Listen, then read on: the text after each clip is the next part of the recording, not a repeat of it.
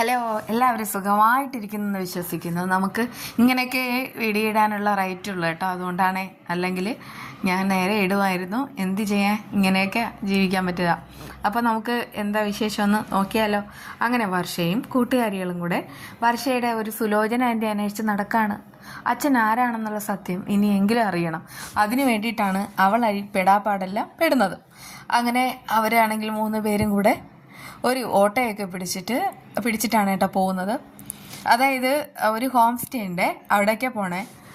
അങ്ങനെ അവിടെ എത്തുന്ന സമയത്ത് ഓട്ടോക്കാരൻ പറയുന്നുണ്ട്, നിങ്ങൾക്കിനി തിരിച്ചു വരണമെന്നുണ്ടെങ്കിൽ വണ്ടിയൊന്നും കിട്ടാൻ വലിയ പ്രയാസം. ഒരു കാര്യം ചെയ്യാം, ഞാനാണെങ്കിലേ എൻ്റെ നമ്പർ തരാം, അതിലൂടെ നിങ്ങൾക്ക് എന്നെ വിളിച്ച് കോൺടാക്റ്റ് ചെയ്താൽ മതിയല്ലോ എന്നൊക്കെ ഇങ്ങനെ പറഞ്ഞിട്ട് നമ്പർ കൊടുക്കുകയാണ് കേട്ടോ. ആദ്യം ശിവ വേണ്ടെന്ന് പറയുന്നുണ്ടെങ്കിലും അയാൾ നിർബന്ധിച്ചാൽ കൊടുക്കണേ. അങ്ങനെ ആ ഒരു ഹോം സ്റ്റേയിൽ എത്തിച്ചേരുകയാണ് കേട്ടോ. ഒരു വീട് പോലെയാണ്, പക്ഷെ അവിടുത്തെ ഭൂപ്രകൃതിയും ബാക്കിയുള്ള കാര്യങ്ങളും ചുറ്റും നടന്ന് നോക്കുകയാണ്. അത് കാണുന്ന സമയത്ത് അവർക്ക് ഭയങ്കര ഇഷ്ടമാണ്.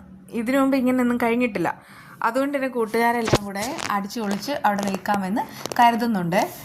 ആ സമയത്ത് സുലോചന അന്വേഷിച്ച് വന്നതാണെന്നൊക്കെ അവിടെയുള്ള ഉടമസ്ഥനോട് പറയാണ്. അയാൾ പക്ഷേ പറയുന്നുണ്ട്, ഞാൻ അവിടെ വന്നിട്ട് കുറേ നാളായി, അങ്ങനെ ഒരു സ്ത്രീയെ പറ്റി ഞാൻ കേട്ടിട്ടില്ല എന്ന്. എന്നാലും ചേട്ടനെ ഇവിടെയുള്ള എല്ലാവരെയും അറിയാമായിരിക്കുമോ എന്നൊക്കെ ശിവ മനസ്സിൽ പറയുന്നു. കൂട്ടുകാരികളുമായിട്ട് ആലോചിക്കുന്നു. ഒടുവിൽ അവരാണെങ്കിൽ വീട്ടിൽ താമസിക്കാനായിട്ട് തീരുമാനിക്കുന്നുണ്ട് കേട്ടോ. അങ്ങനെ രാത്രിയാണെങ്കിൽ ഫയറൊക്കെ ഉണ്ട്, തീയൊക്കെ കാഞ്ഞിട്ട് അങ്ങനെ ഇരിക്കുകയാണ്. വർഷ പറയുന്നുണ്ട്, ആ ചേട്ടൻ പറഞ്ഞത് കേട്ടില്ലേ, സുലോചന എൻ്റെ അറിയില്ല എന്ന്.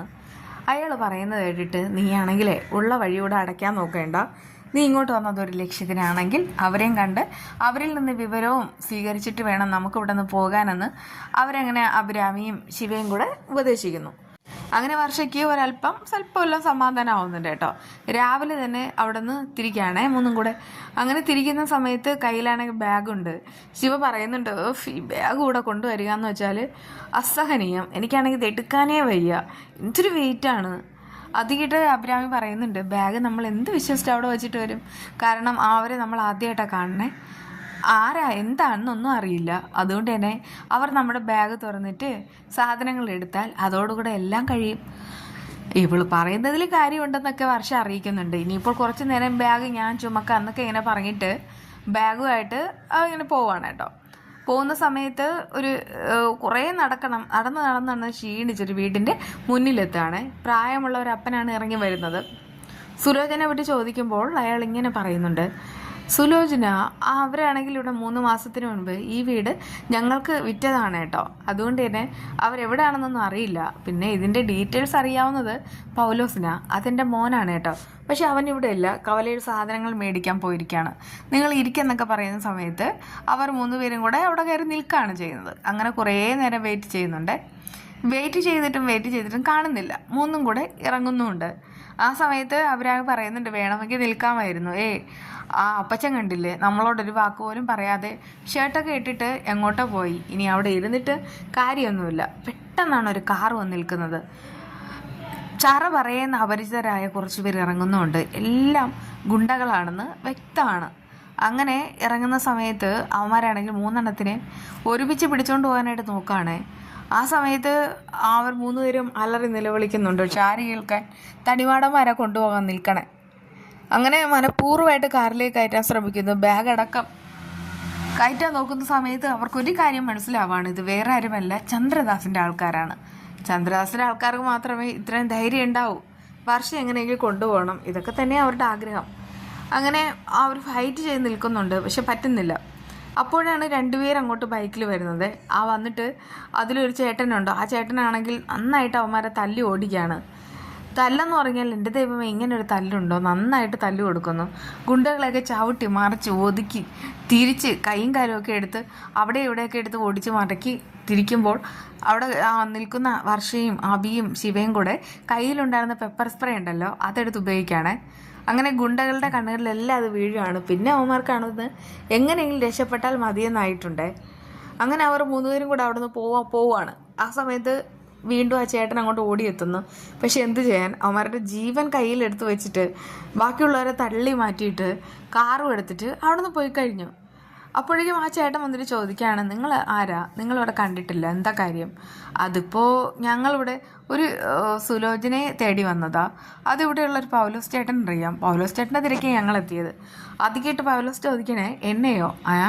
ചേട്ടനാണോ പൗലോസ്? അതേലോ, ഞാനാണല്ലോ എന്നൊക്കെ പൗലോസ് ഇങ്ങനെ പരിചയപ്പെടുത്തുന്നുണ്ട് കേട്ടോ. സുലോചനയെ പറ്റി ചോദിക്കുമ്പോൾ അയാളിങ്ങനെ വിസ്മയിച്ച് നിൽക്കുകയാണ്. എന്നിട്ട് പറയുന്നുണ്ട്, ഇവിടെ ഇല്ല, പാലക്കാടാണ് കേട്ടോ. പാലക്കാട് വേലിക്കോട് എന്ന് പറയുന്ന ഒരു സ്ഥലമുണ്ട്, ആ സ്ഥലത്തിലാണ് അവർ താമസിക്കുന്നത്. കൂടുതൽ ഡീറ്റെയിൽസ് ഒന്നും അറിയില്ല.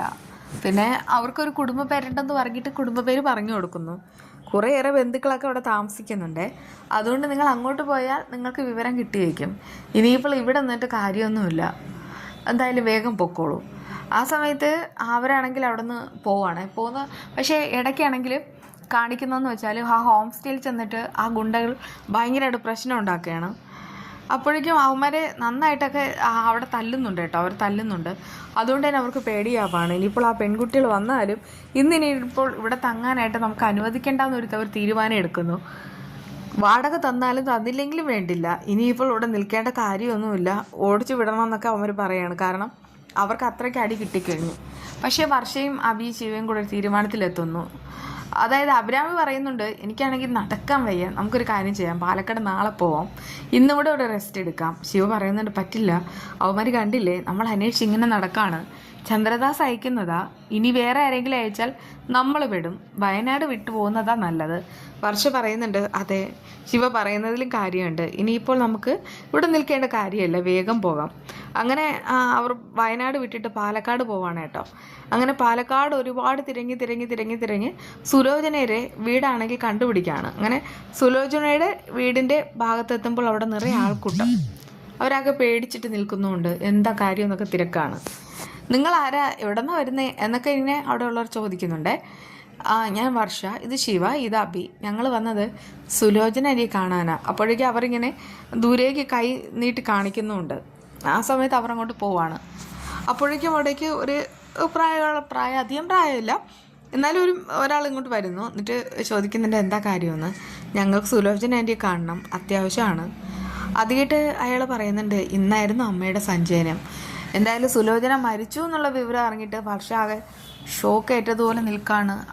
അച്ഛനെ കണ്ടെത്താനുള്ള അവസാന വഴിയാണ് നഷ്ടപ്പെടുന്നത്. അതോർത്തിട്ട് അവൾക്കാണെങ്കിൽ ഭയങ്കര ടെൻഷനും സങ്കടവും ഒക്കെയുണ്ട്. അവളിങ്ങനെ ഭയങ്കര ടെൻഷൻ നിൽക്കുന്നുണ്ട്, കരയും എന്നുള്ള വട്ടി നിൽക്കുകയാണ്. എന്നിട്ട് ചോദിക്കുന്നു സുലോചന ആൻറ്റി, ഞാൻ പറഞ്ഞില്ലേ അമ്മ മരിച്ചിട്ട് 4-5 ദിവസമായി, ഇന്നായിരുന്നു സഞ്ചയനം, അതങ്ങോട്ട് കഴിഞ്ഞു, ഇന്ന് അതിൻ്റെ കാര്യങ്ങളെല്ലാം നടന്നുകൊണ്ടിരിക്കുകയാണ്. അപ്പോഴേക്കും ആൾക്കാരെല്ലാവരും ശ്രദ്ധിക്കുന്നുണ്ട് കേട്ടോ. അങ്ങനെ വർഷയുടെ എല്ലാ പ്രതീക്ഷയും നഷ്ടമായിട്ട് അവളിങ്ങനെ നിൽക്കുകയാണ്. കൂട്ടുകാരികളും അങ്ങനെയൊക്കെ തന്നെയാണ് നിൽക്കണത്. കാരണം എങ്ങനെയെങ്കിലും അവളൊന്ന് സഹായിക്കാം എന്ന് കരുതിയിട്ട് വന്നതാണ്. പക്ഷെ എന്ത് ചെയ്യാൻ, ആ പ്രതീക്ഷ നഷ്ടപ്പെട്ടു. സാരമില്ല, നമുക്ക് വീണ്ടും വർഷയുടെ അച്ഛനെ കണ്ടുപിടിക്കാനില്ല ഒരുപാട് ഉപാധികൾ വരും. ഇനി ഇതൊക്കെ തന്നെയാണ് വിശേഷം. വീണ്ടും കാണാം.